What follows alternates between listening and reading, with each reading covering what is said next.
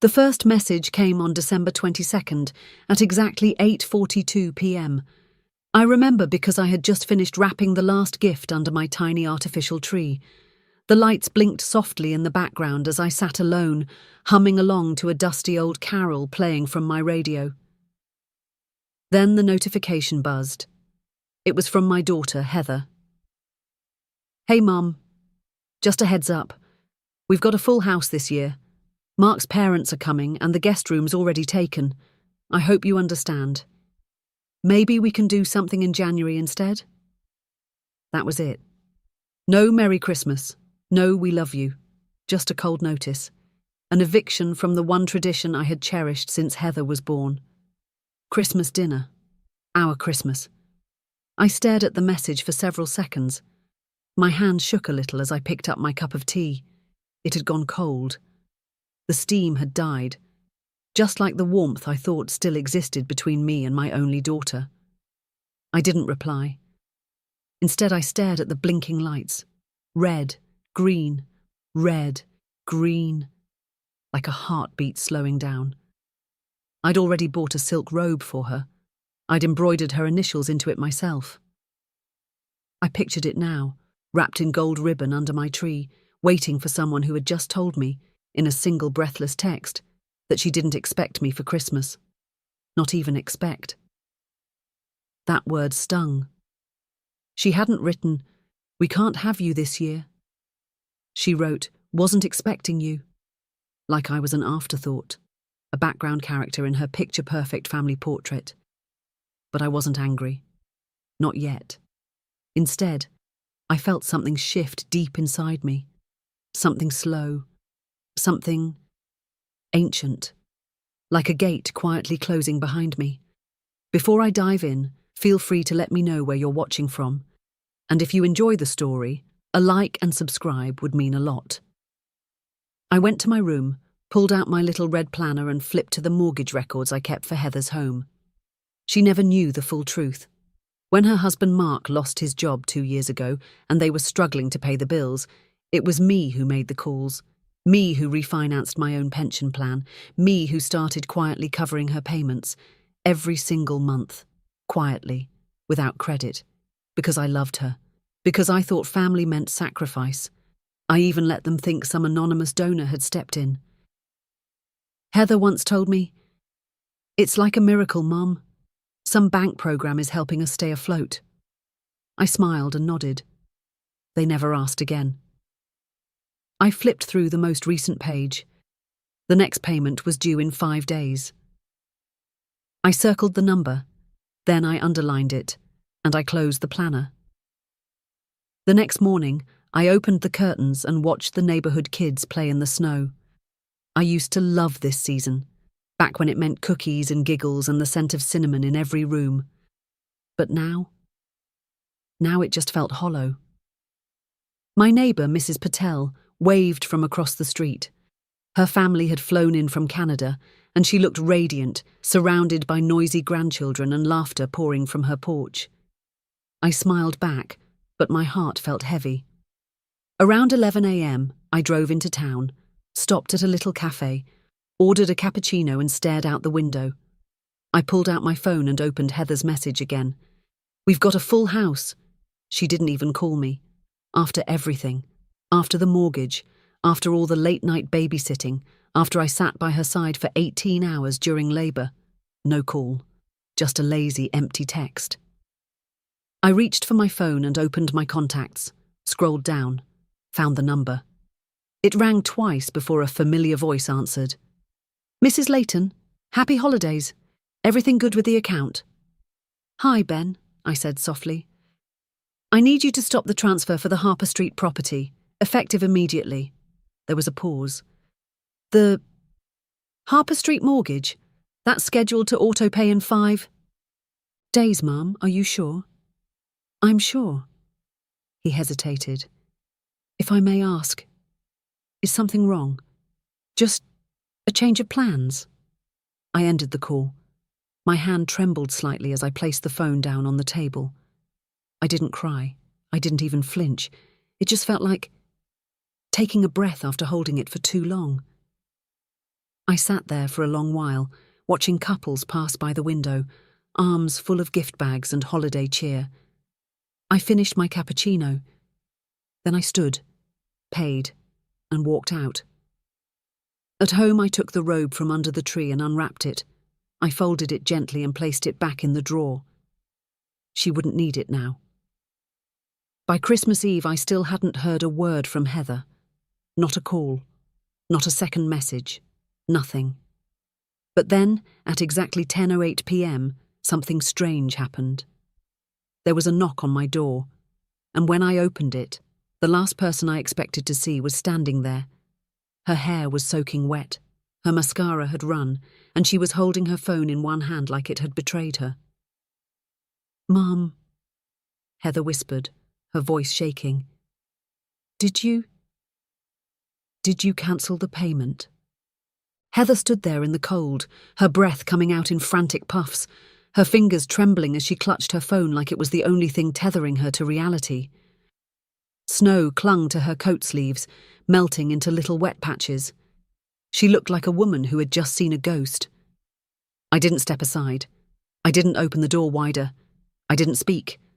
I just looked at her, calm, silent. She blinked fast, her eyes rimmed red. "Mum," she said again, barely louder than a whisper. "Did you cancel the payment?" I tilted my head slightly. "You said you weren't expecting me for Christmas. I assumed you weren't expecting my help either." That broke something in her. "You don't understand, Mum. The bank called Mark this morning. They said the mortgage assistance program flagged a failed transaction, that it was a private third-party donor, and then they said the funding stopped, just like that." I nodded. "That's correct." She took a step forward. I didn't move. "Why?" she asked. "Why now? Why during Christmas?" I looked her straight in the eye and said, "Because this year I finally listened." Her brows furrowed. "Listen to what?" "To what you've been saying between the lines for years. You don't want me around. I'm only useful when I'm silent, invisible, or covering your bills. But the moment I expect something human, like a seat at your table, I become an inconvenience." She opened her mouth, but I raised my hand. "No, let me speak now. I wiped your tears when Mark got laid off. I stayed up with your babies while you recovered. I cooked, cleaned, drove 2 hours in the snow to help when you were sick, and not once did I ask for repayment. I only asked to belong. But apparently belonging has to be earned in your house, and I've overstayed my welcome." Her face crumpled. "It's not like that, isn't it?" My voice was still calm, but it had weight now. "You had room for Mark's parents, room for your sister and her kids, but not for me. And instead of calling, you sent me a message, like a stranger." She flinched like I'd slapped her. "We were overwhelmed. The house is tight." "No, Heather. Your heart is tight." I finally stepped back from the door. Now you get to experience how tight things feel when someone pulls away their support, just like you did to me. She looked like she might collapse. "Mark doesn't know. He thinks it's still a program. I didn't tell him it was you. I didn't know how to explain it without sounding like you've been lying." She covered her mouth, her eyes wide. "Mum, please, we can't afford to miss a payment right now, you know that. If we default again, then maybe it's time you learn how to swim without a life jacket." I stepped back inside and started to close the door, but her hand shot out and held it open. "Don't do this," she begged. "Don't punish us on Christmas." That word again. Christmas. "You already did," I said softly, "when you told me I wasn't welcome." For a few seconds, all I could hear was her breathing and the snow tapping against the porch railings. "What do I tell Mark?" she whispered. I shrugged. "The truth." Then I shut the door. I stood there behind it for a long moment, my hand resting on the knob, my heartbeat steady. Then I turned off the porch light. The next morning, Christmas Day, I sat by my small tree with a cup of tea, just like always. The gifts I'd wrapped for Heather and her kids were still beneath it, untouched. No one came, no one called. Not even a generic Merry Christmas text. I didn't cry. I didn't rage. I just sat there, listening to the silence. It was louder than any carol I'd ever heard. Around noon, I took the robe I'd embroidered and put it into a donation box. Then I changed into a warm coat, grabbed the donation bag and drove into the city. I spent the afternoon volunteering at the shelter near the station, the same one I used to drive past every Sunday without looking. The air inside smelled of soup and pine cleaner. The kids there laughed over paper-wrapped toys. They didn't care who gave what, they just smiled. I served hot cocoa to a young mother holding a baby in her lap. She looked up at me and said, "Thank you. This means everything." I smiled and replied, "You're welcome. You were expected." That night, as I drove home through the quiet, snow-dusted streets, I passed Heather's house. The lights were off. A lone reindeer lawn figure flickered weakly on the frozen grass. I didn't stop. I didn't slow. I just watched it disappear in my rearview mirror. On December 26th, I got another text. This time it wasn't from Heather. It was from Mark. "Hi. I don't know what happened. Heather's a wreck. She told me everything. If you stopped paying the mortgage, I just want to say, I understand. I never meant for you to carry this burden. I'll find a way, I promise." I sat with that message for a long time. I hadn't expected it. Mark had never thanked me before, never acknowledged the lifeline I'd handed them in secret. But now, faced with reality, he chose honesty. I replied simply, "Thank you. I wish you both the best moving forward." That night I took out a new notebook and wrote down a title on the first page, "What I'll do for me in 2025. The first bullet point, travel to Italy. The second, open the bakery I've been dreaming about. The third, let go of people who only love me when it's convenient." I closed the notebook. Then I smiled to myself. For the first time in years, I wasn't waiting for anyone's invitation. I was inviting myself, and I was going to live. But the next morning, just as I was preparing breakfast, I heard the sound of tires in my driveway. I peeked through the blinds. It wasn't Heather. It was a social worker. She was holding a clipboard, and behind her were two kids. Heather's kids. The knock was gentle but firm. I stood frozen at the window, watching the snow swirl behind the social worker's boots as she adjusted her scarf. Her car was still idling by the curb, lights on. The two kids, my grandkids, stood beside her with their small hands clutching backpacks that looked too heavy for their little bodies. Grace, the younger one, had a tear streak frozen on her cheek. Ben, the older one, looked like he was trying not to cry in front of his sister. I reached the door, my hand pausing on the knob. Then I opened it slowly. "Mrs. Layton?" the woman asked. Her voice was kind but laced with quiet urgency. "I'm Dana Matthews from County Child Services." I nodded. My eyes dropped back to the kids. Is something wrong? "We received a distress call this morning," she explained. "Your daughter was found disoriented at her residence. She was unwell, mentally and emotionally, and no other relatives were available to take temporary custody of the children." My stomach dropped. "Is she okay?" "She's under psychiatric evaluation right now. She admitted to taking sleeping pills and, well, she left a note." My lips parted slightly, but no sound came out. "Your name was the only one she wrote down," Dana added softly. She wrote, "My mum always shows up, even when I don't deserve her." I didn't even realize I was stepping aside until Dana gently nudged the kids toward me. "This isn't permanent," she assured. "Just until we figure out next steps. But we wanted them to be somewhere familiar, safe." Grace ran into my arms so fast she nearly knocked me over. "Grandma," she sobbed into my sweater.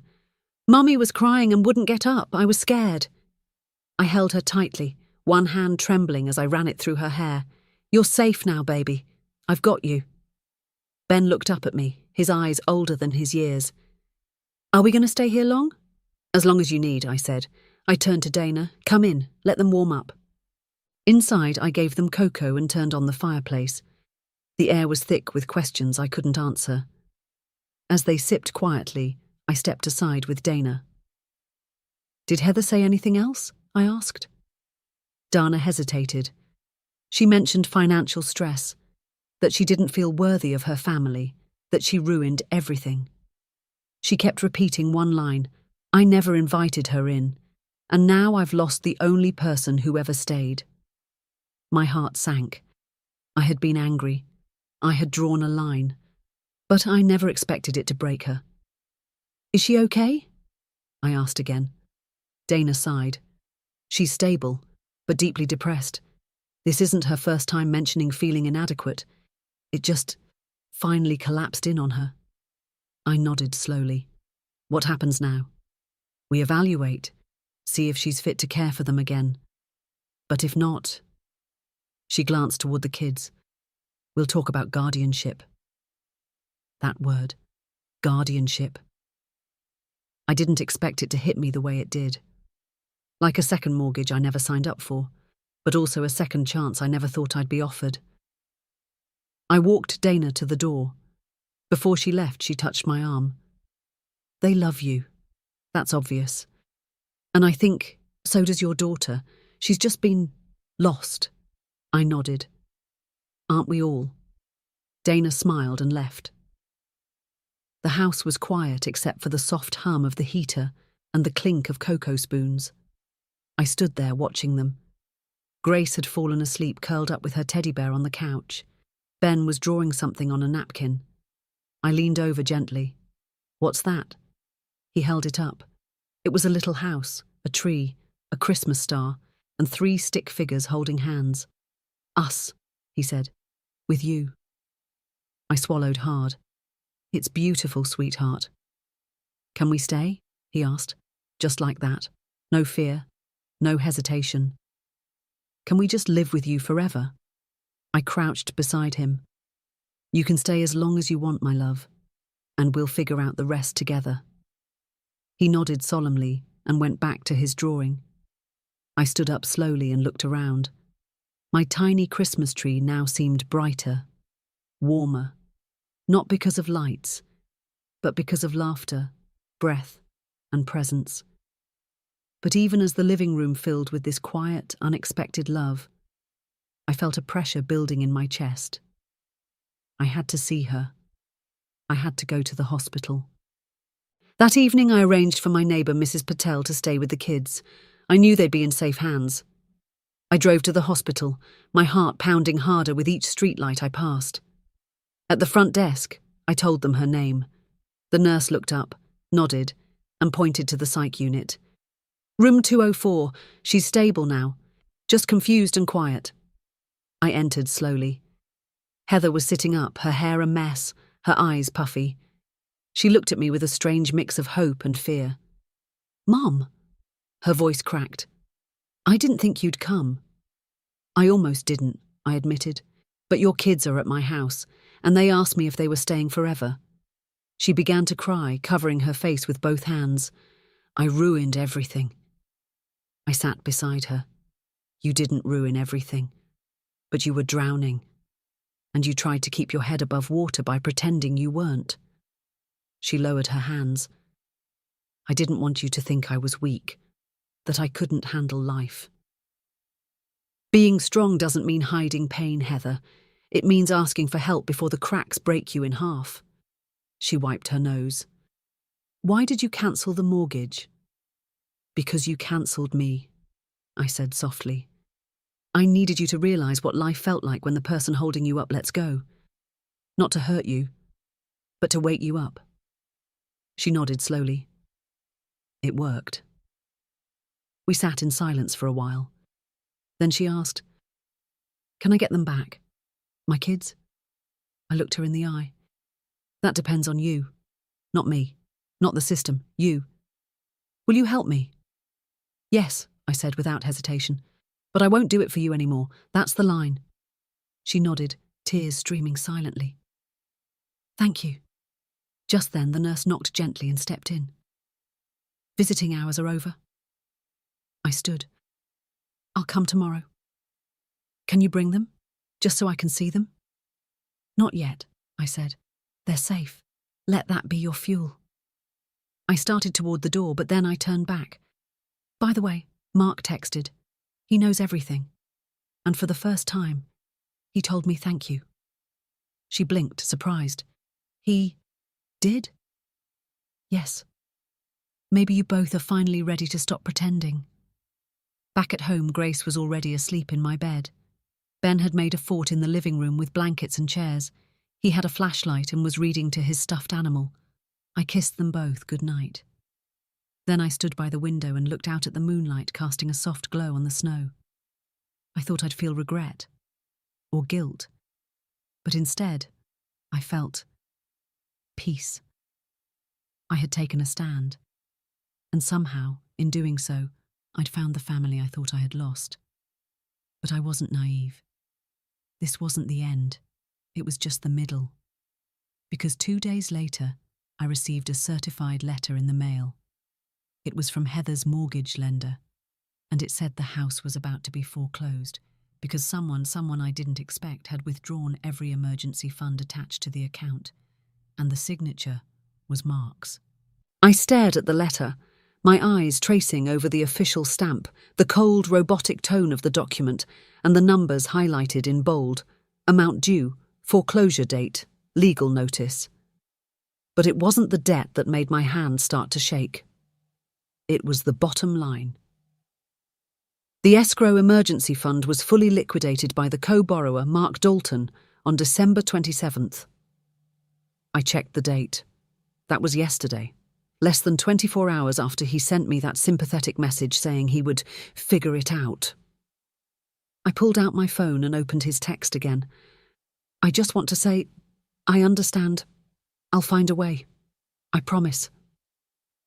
A promise he broke the same day he made it. I felt a chill crawl up my spine.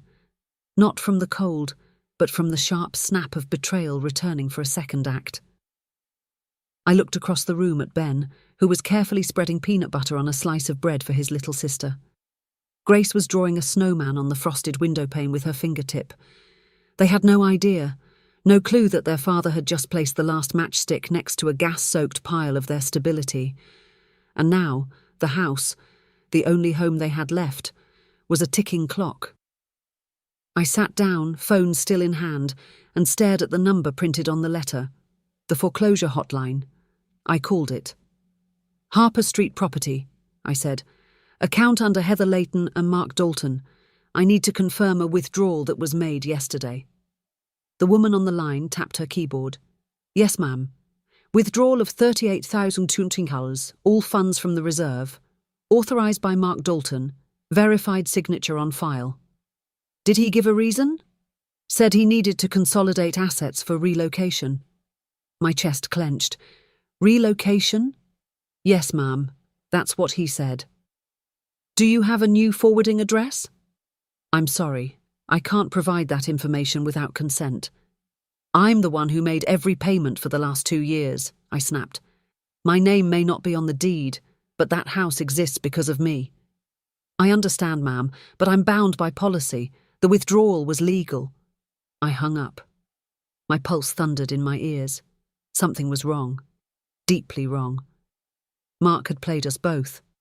The crocodile tears, the thank you message, the guilt Heather swallowed.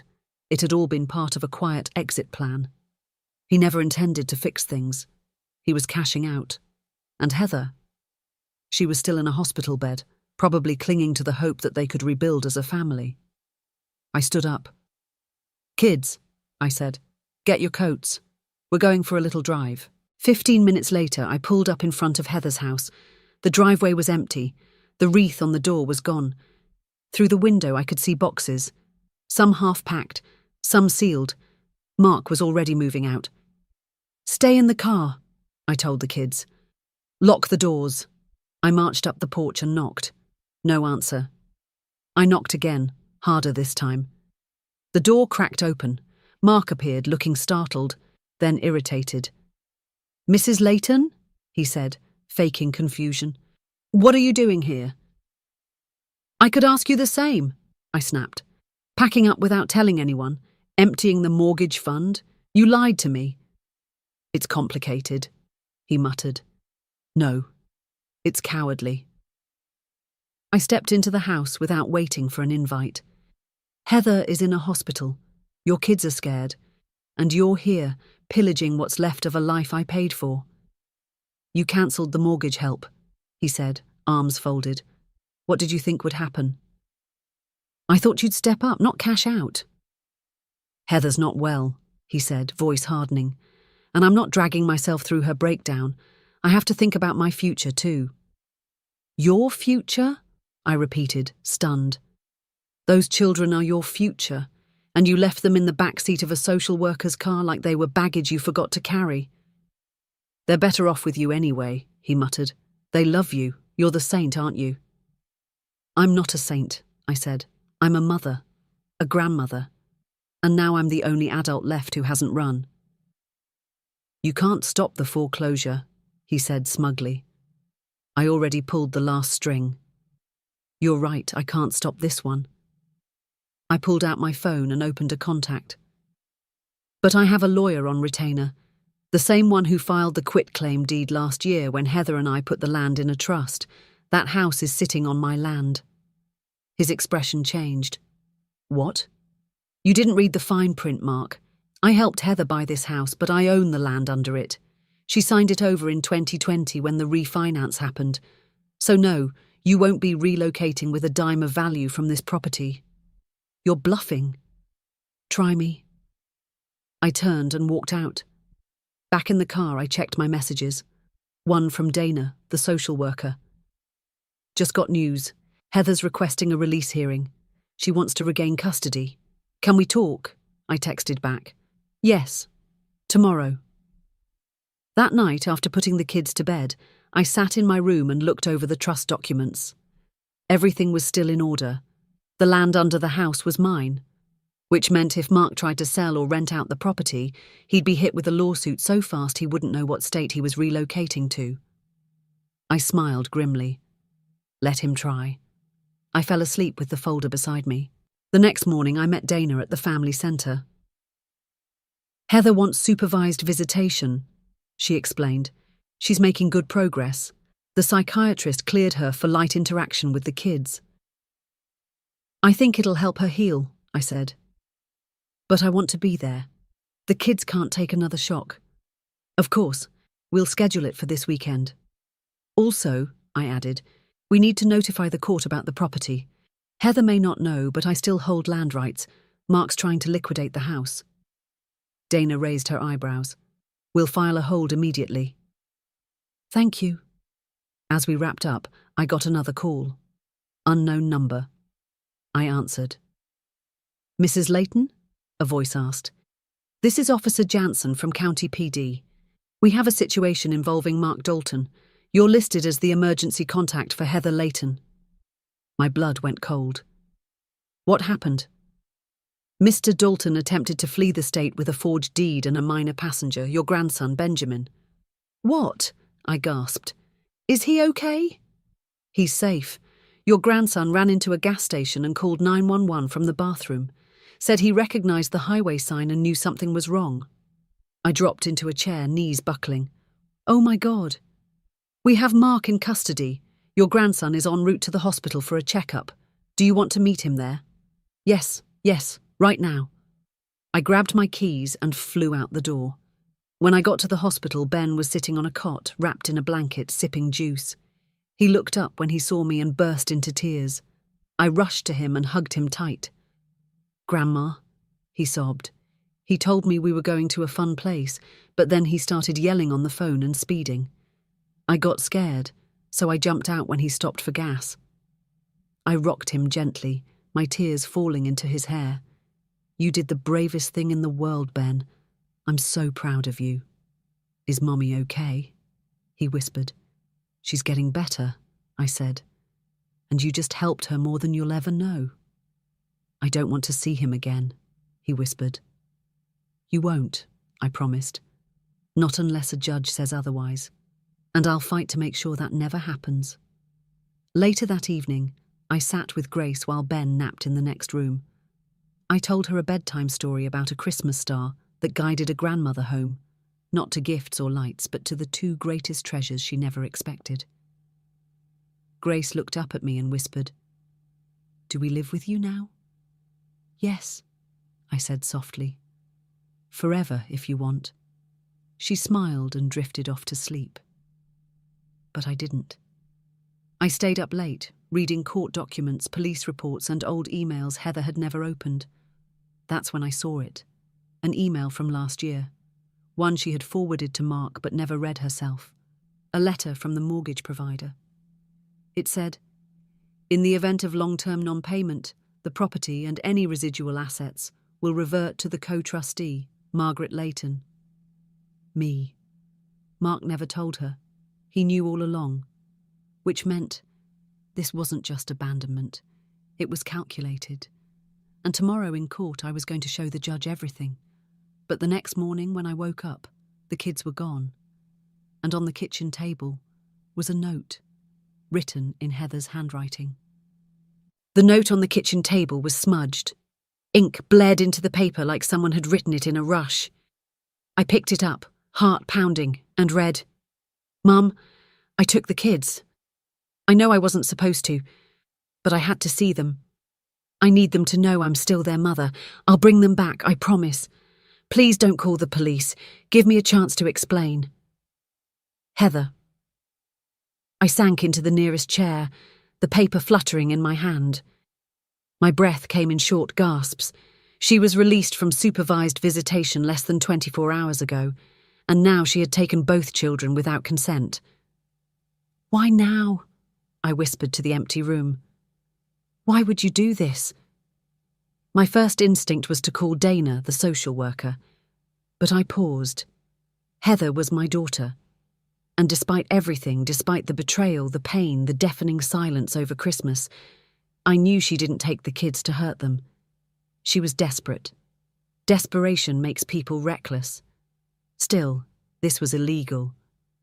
I had to act fast. I pulled out my phone and called Dana anyway. "Heather has the kids," I said. "She left a note. They're gone." "Oh my God," Dana said. "I just spoke with the hospital this morning. She wasn't cleared for full custody. This is a violation." "What do I do?" I asked. "Do I wait? Do I call the police?" "You need to file a report, now. Then we'll notify family court and issue an emergency order." "What if she panics and runs again?" "We'll trace her phone. Do it now, Margaret. I'll handle the paperwork." I hung up and called the police. By the time the officers arrived, I'd already printed copies of the note and sent them the children's most recent photos. While they radioed dispatch, I sat numbly on the couch, fingers locked, stomach twisting. I looked at the clock. 8:43 a.m. How far could she have gone? Did she have a car? Money? Then I remembered. The emergency fund. What was left of it hadn't been touched. Heather had access. She knew the passwords. The financial aid Mark didn't drain was still in her reach. I logged into the joint trust account. It was empty. At 9:12 a.m., I got a call from Dana. "We traced her debit card activity. She filled gas at a station near Eastbrook Highway, 20 minutes from your house." "That's the road to Crystal Pine," I said instantly. "That's where she used to take the kids in summer. There's a cabin there. It's been closed for years." "Do you know the address?" "Yes." "Send it. Officers are on the way." I hung up and messaged the exact location. Then I paced the living room until my phone buzzed again. Unknown number. I answered. "Mom." Heather's voice cracked over the line. "Please don't panic. I didn't kidnap them. I just wanted to see them. I knew they wouldn't let me if I asked. I was afraid you'd say no." "You did kidnap them, Heather," I said softly. "You left a supervised system, took minors without permission, drained a trust account and disappeared. This is serious." "I'm not hurting them," she said through tears. "I swear, we're safe. I packed food, blankets. I just needed one day with them." "Heather, the police are already looking for you." Silence. "You called them," she whispered. What else did you expect me to do? She broke down sobbing. I didn't think. I just wanted to be their mum again. I thought if I could just explain. Where are you now? I interrupted. The old cabin, Crystal Pine? Another silence. Then, yes. Stay there. Keep them warm. Don't leave. Please, for their sake. I never wanted this, she cried. I just wanted to matter again. You do matter, I said, but this is not the way. If you want a chance to be their mother, you need to prove you can be one in their world, not hide away in yours. I heard Ben's voice faintly in the background. Grandma? Ben? I said quickly. Are you okay? Yeah, we're at the cabin. Mummy cried a lot. She said we were going on an adventure. But Grace is cold. Tell Mommy to light the fireplace, I said, and stay inside. Help is coming, sweetheart. I'm coming too. I hung up and texted Dana everything. 30 minutes later, I drove out with the police. Snow thickened as we moved uphill, tires crunching on the iced path. My stomach churned the entire way. What if she panicked again? What if she ran into the woods? What if she... We arrived at the cabin around noon. Smoke curled from the chimney. The door creaked open as I ran up the steps. Inside, I found her curled on the floor, arms wrapped around both children, who sat quietly on sleeping bags. Heather looked up, eyes red, face drained of all colour. I didn't know what else to do, she said. I know. I sat beside her. But it stops here. The officers stepped in but stayed back. Can I say goodbye before they take me? She asked. I nodded. She held Grace close, whispered something in Ben's ear. Then she stood up slowly, hands raised, and nodded at the officers. I'm ready. They didn't handcuff her. They just escorted her to the car. She didn't resist. That night, I tucked the kids into bed and sat alone at the table, Heather's note still in my pocket. I should have been furious. I should have been bitter. But all I felt was tired. Bone-deep tired. The kind only love can bring. 3 months later, Heather stood in family court. She had completed therapy, attended every supervised visit, and written a full apology letter to the court, the children, and me. I read mine aloud. Your Honour, she made mistakes. So did I. We both held expectations no one could meet. But she's their mother, and she's trying. I believe she deserves a monitored reintegration plan, not to reward her, but because the children love her, and because she's willing to earn their trust again step by step. The judge granted a shared custody agreement. Heather would live with me for 1 year under probationary guardianship. If no issues arose, full custody would return to her with visitation flexibility. After court, Heather approached me slowly. You didn't have to do that, she said. I know, I replied. But maybe this Christmas we all deserve something new. A miracle? She asked. I smiled. No, just dinner, one table, no expectations. She laughed quietly, the first real laugh I'd heard from her in years. That Christmas we lit the fireplace together. Ben hung the stockings. Grace helped me bake cookies. Heather set the table. I poured the cider. The doorbell rang. It was Mrs. Patel, holding a plate of samosas and a big smile. Thought I'd join the party, she winked. We've got room, I said. And we did. That night, when everyone was asleep, I stepped outside onto the porch. Snow fell gently onto the ground, covering everything in silence. I looked up at the stars and whispered, This time last year, you said you weren't expecting me for Christmas. I smiled to myself. But this year, we expected each other, and that made all the difference.